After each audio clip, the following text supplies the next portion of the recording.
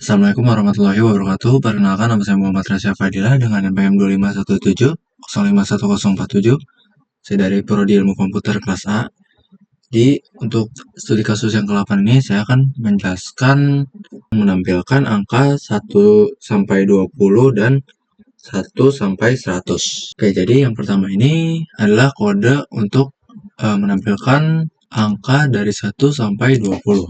Jadi di awal kode ini move AL, 01 itu artinya memasukkan angka 1 ini ke dalam register AL. Jadi ini adalah hitungan pertama atau angka yang akan dihitung. Lalu move 50 AL. Jadi ini tuh menyimpan angka 1 tersebut ke dalam memori di alamat 50. Lalu masuk ke loop utama move AL 50. Jadi dia bakalan mengambil kembali angka dari berangkas 50 ini untuk mulai diproses. Lalu move CL ini itu menyiapkan register CL dari 0.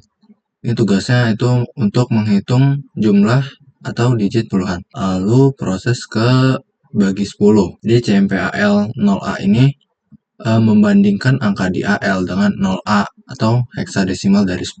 Lalu JS cetak tuh kalau angka di AL kurang dari 10 atau nggak bisa dikurangin 10 lagi, maka langsung lompat ke area cetak. Ini instruksi ke area cetak. Lalu sub AL, 0A. Jadi ini tuh kalau angkanya masih lebih dari 10, kurangi angka di AL dengan 10 atau 0A.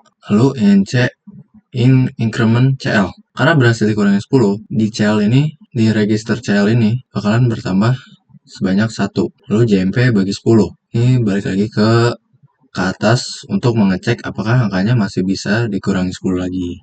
Lalu ke proses cetaknya, ke proses cetak untuk menampilkan di visual display unit-nya. RCL30 ini menambahkan nilai 30 dalam heksadesimal ke digit puluhan supaya berubah dari angka komputer menjadi karakter teks ASCII.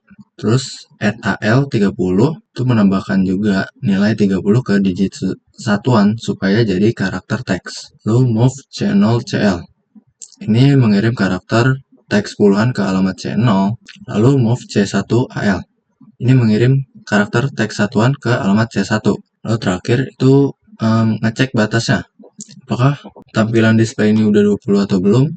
Jadi dia bakalan ambil lagi nilai angka utuh dari memori ini nih, memori 50.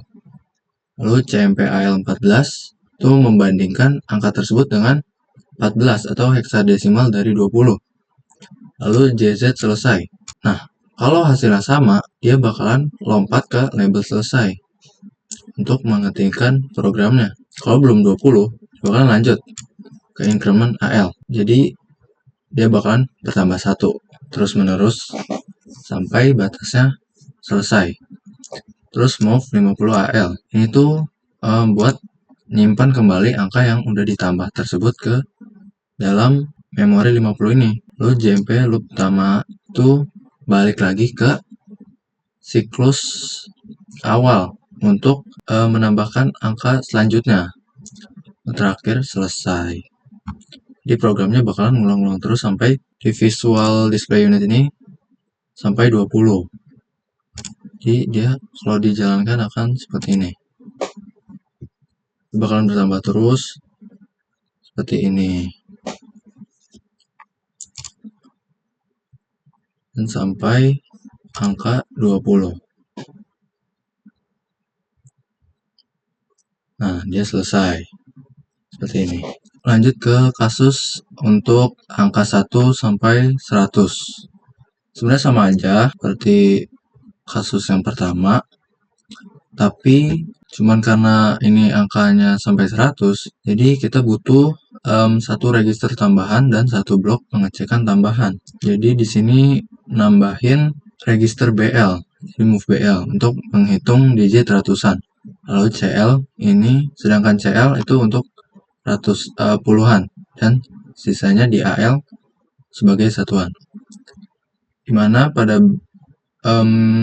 fungsi ini atau fungsi bagi 100, jadi yang pertama CMP AL64 itu buat ngecek apakah angkanya masih bisa dikurangi 100 atau 64 ini heksadesimal dari 100. Nah, kalau angkanya masih di bawah 100, kita lompat dulu untuk ngecek puluhannya ke sini. Lalu untuk sub AL 64 dan increment BL itu jadi mengurangi angkanya dengan 100 lalu menambahkan digit ratusan yaitu BL sebanyak 1. Nah, jadi di sini bedanya CMP AL 64 karena kan kita ingin loopingnya ini berhenti saat angka di memorinya itu menyentuh 100. Kurang lebih gak beda jauh sama kasus yang 1-20. Cuman di sini kita tambahin maksimal angkanya ini 64 atau 100. Dan kita bikin fungsi baru juga. Kalau kita run di sini, saya percepat.